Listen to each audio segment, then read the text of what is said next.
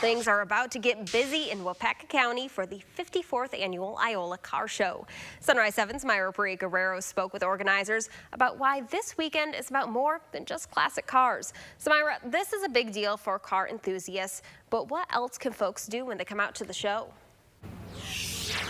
Erin, this is a big space, which means it will be packed with lots of things to do for families. Besides thousands of classic cars and a huge swap meet, families can enjoy live music, patriotic displays, kids' activities, and special exhibits for America's 250th. Visitors can meet celebrities, watch live demos, and see immersive displays like the Drifter World Tour with Fast and Furious star Song Kang. There will also be more than a dozen food trucks. You can also take advantage of some food deals. We are doing $1 hot dogs on Friday up at the Wisconsin River Meats food stand and $3 apple pie social at our activity center on Saturday.